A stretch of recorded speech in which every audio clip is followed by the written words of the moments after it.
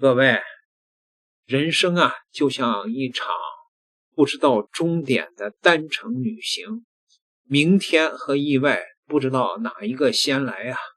如今呢，中国正处于五四假期啊，应该是五一假期。那么五四呢是青年节，是吧？我记得是青年节，有很多的中国的工人们啊，在假期呢还在加班。没想到啊，在假期的这场加班竟然成了人生的终点。中国湖南浏阳发生了一次大爆炸，这是一次特大的安全生产事故。大家都知道，在中国呢，最近若干年啊，对于烟花爆竹的这种政策是越来越趋紧了。很多的城市，甚至包括一些3、4线的城市都不允许在城市里边放烟花爆竹了。有人说呢，就是年味儿呢淡了很多很多，是吧？那个也有人说呢，好，一个是安全事故能够少很多，像那个孩子不注意啊，把那个身体崩了呀，对吧？我们那小时候那时候逃啊，那个时候也不进那个烟花爆竹，而且呢有那个烟花爆竹的集市，每到过年之前是我们最快乐的时候啊，几百辆的烟花爆竹车呀凑到一个大集市上，你放罢我来放。好家伙，有这么大的，跟那个手榴弹差不多的那玩意儿，哎呀，这是震耳欲聋啊，那玩意儿啊！那个小时候买了那个特别大的那个爆竹啊，就开始作了，然后呢是炸铁桶、炸痰盂、炸罐桶瓶，玻璃的呀，那跟手榴弹有什么两样？现在想想都后怕。你知道那个就是它的威力能大到什么程度啊？我告诉你啊，放一个那个就是铁的那个罐头盒，或者是放一个铁罐子，然后底下点一大炮仗，能蹦起来5、60米、上百米那么高。那个时候你知道有2踢脚，2踢脚不算个事儿。那个时候有专门的4踢脚，能在空中响4声，5响的，一声上去，然后咚咚咚响4声。那时候我们呢就把那个玩意儿啊斜着放出去以后，它不一个抛物线吗？掉哪儿就不知道了啊。就是你如果是斜的角度比较高的话，能打好远，腾腾腾腾腾。就跟迫击炮一样，最后炸着谁呢都不知道了啊！确实也是危险啊！很多的过年的时候有很多的火灾，那个消防员啊是忙的一晚上都闲不下来，因为那个烟花呀出去以后点燃了啊，易燃物啊，高楼上啊，然后烟花掉到阳台上点燃，那个时候的这事儿太多了。再一个空气污染。啊，那个我记忆中，就是城市里边每到晚上年30的时候，一直到正月15，每天晚上都有那种啊，我们那时候觉得很好闻啊，是那个硝烟味儿，整个城市里边就跟那个打仗一样，充满着硝烟味儿啊，整个城市可以说是火树银花不夜天，那确实是有年味儿啊。每一次就是在年30大家聚餐之前，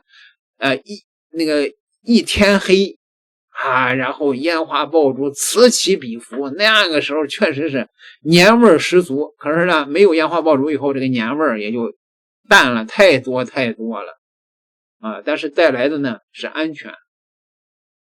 这次湖南就是一个烟花爆竹厂的火药车间爆炸了。我们小时候呢就已经有那个黑火药和那种银火药的区别了。那个银火药是可以闪光啊，那时候我们叫闪光雷啊，闪光2踢脚啊。它这个爆炸的应该是个白火药的车烟啊，你看这个烟的这个颜色就能看得出来了。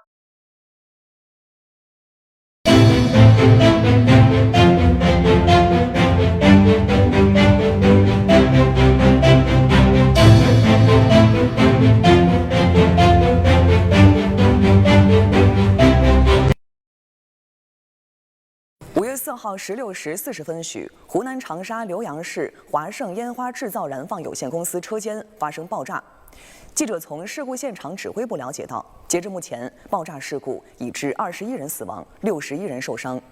事故发生后，湖南立即启动应急预案，省市县市3级联动，成立现场救援指挥部，紧急调派5支救援队伍，共482人，对事故现场进行紧急处置，全力开展人员搜救等抢险救援工作，调集省市专业医疗力量对获救人员进行救治。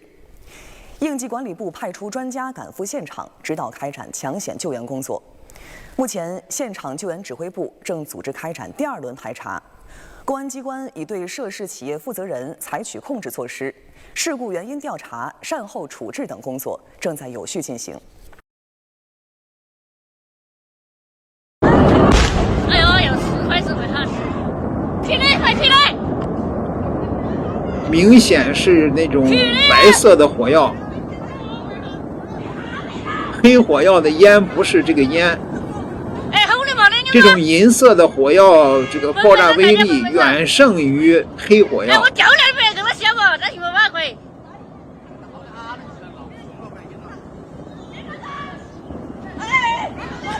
去了，在那胸门都去了。这得多少吨呢？我先说你。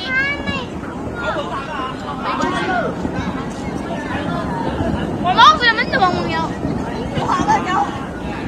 摸下的。渠道哦。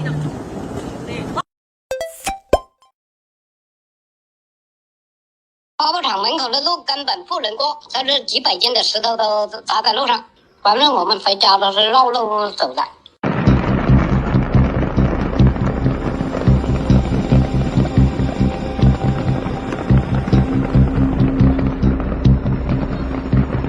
那玻璃全部都炸掉了。你家离那个华盛烟花厂有多远啊？距离可能是在1公里。那个铝窗都全部变形了，不锈钢的大门都变形了。所以首先是连续2声，但是以后还响了2声。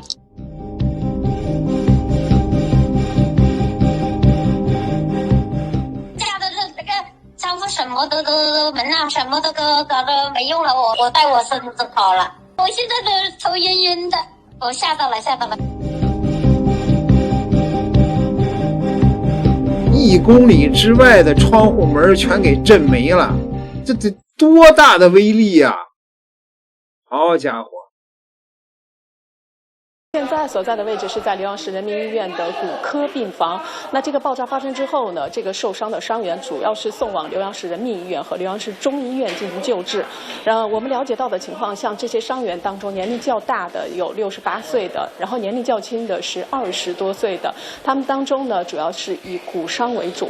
比如说，我们今天早上到达医院之后，我们采访到一位28岁的一个年轻的男士，他当时是在这个花炮厂的这个办公楼区域。那爆炸发生之后，这个产生了巨大的冲击波啊，把一些石子啊这些碎块，冲击到了他的这个身上，所以导致了他的左腿有受伤的情况。那目前呢，医院也对这名伤员进行了一些清创啊、包扎等等这些治疗。现在的情况是总体比较平稳的。还有就比方说我旁边的这个62床的，这样是一个花炮厂年龄较大的一位女职工。那她当时发生爆炸的时候呢，也是在这个生产加工的这样的一个环节，她主要是负责的是这个炮筒的捆扎的工作。那因为爆炸发生之后呢，也是导致她的这个腿部以及臀部有这个受伤的情况。另外呢，她的这个面部也有一定的这个皮肤的挫伤，就是因为这个爆炸这个发生之后啊，这个一些碎片冲击到了脸上，所以导致这个脸上也有一定的这个受伤。总体的情况的这个阿姨说还是比较这个平稳的。那接下来医院也会对她进行进一步的这个救治。在这个门口的这个这个名牌上面呢，我们也看到，就是每一位送过来的伤员，医院是专门配备了一名责任的医生和责任护士，对这些伤员进行专门的救治。另外，我们也了解到，长沙这个相关的专家已经赶到了医院，对这些伤员的救治工作将展开指导。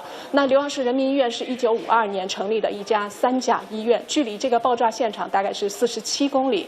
那接下来对整体的伤员有一个什么样的救治呢？救治的最新的进展，我们也会在现场持续的关注。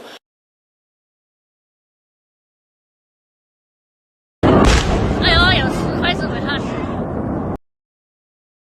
现在就是在这次爆炸发生的厂房的附近。那么今天早上刚刚呢，我们还看到有一队这个消防员呢是整装的，然后挺进到了这个核心的这个区域。